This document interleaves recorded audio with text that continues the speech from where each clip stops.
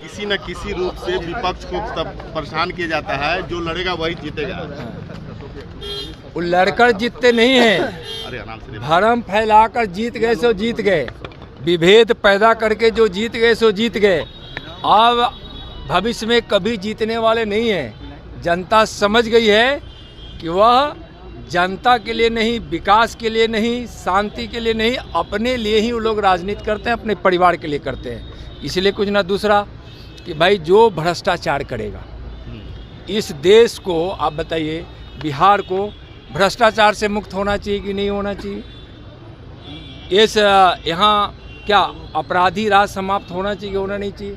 अपराधियों को संरक्षण देना, भ्रष्टाचार खुद करना, खुद घोटाला करना और घोटाला करने वालों को संरक्षण देना, इस प्रकार के लोग के पास कानून तो पहुँचेगी ही, कानून तो कार्रवाई करेगी ही।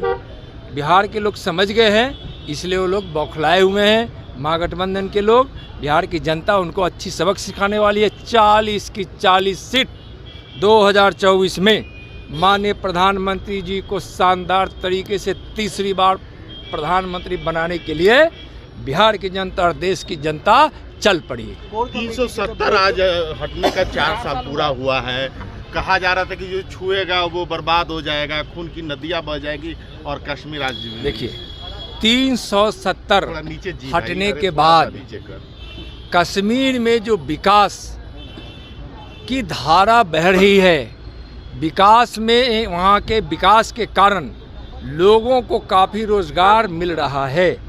वहाँ एक ऐसा माहौल बना है कि अब वहाँ के नौजवान रोज़गार चाहते हैं।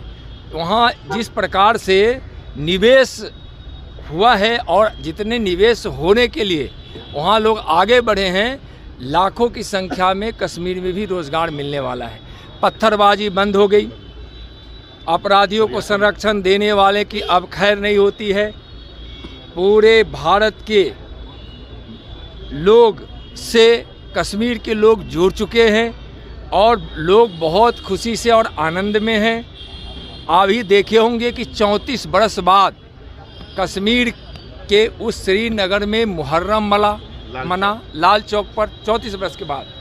अब खेतों में किसान ठीक से खेती कर रहे हैं, फल के सेब के खेती करने वाले खेती कर रहे हैं, फसल उगाने वाले फसल उगा रहे हैं।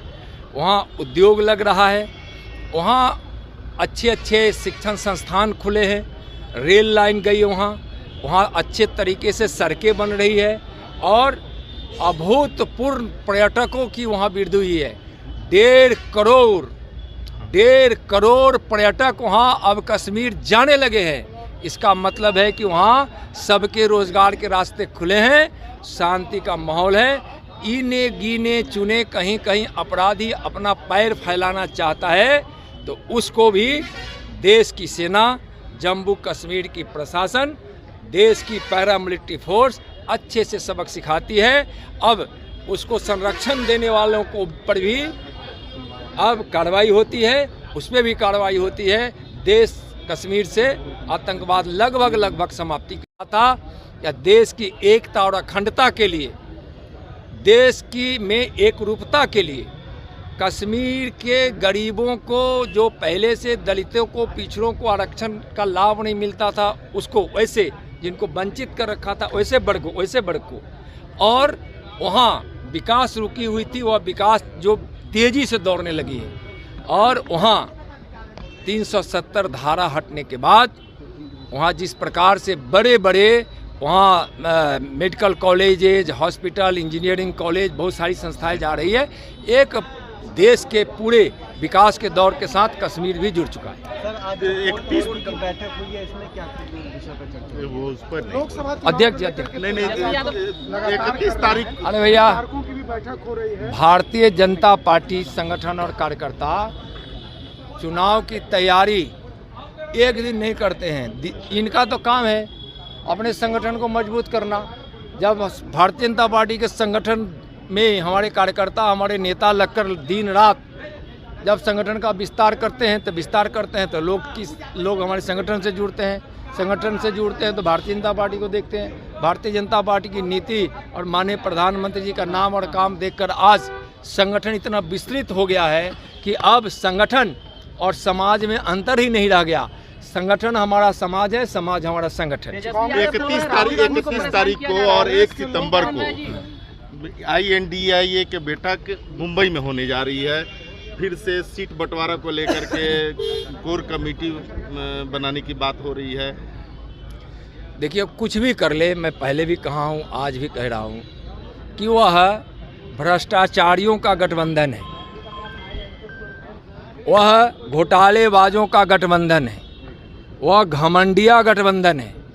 और लोग यह जान चुके हैं कि हमारा जनाधार खत्म हो गया है, तो हम महागठबंधन करके वहाँ मंच पर इकट्ठे होकर लोगों को भ्रमित कर देंगे और लगेगा कि अब यह लोग भी अब गठबंधन बनाकर ताकत में हैं।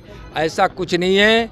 जितना वो इकट्ठे होने की तैयारी कर रहे हैं महागठबंधन के लोग, और इधर देश की जनता नरेंद्र मोदी जी के साथ इकट्ठी हो चुकी है। अब वहाँ नेता इकट्ठे हो रहे हैं, वो भी कुछ वैसे दल के जो भ्रष्टाचारी दल है, घोटालेबाजों का वह प्रतीक दल सब है। और यहाँ जनता नरेंद्र मोदी जी के लिए पहले से ही मन बनाकर इकट्ठा होकर 24 की तैयारी कर चुकी है।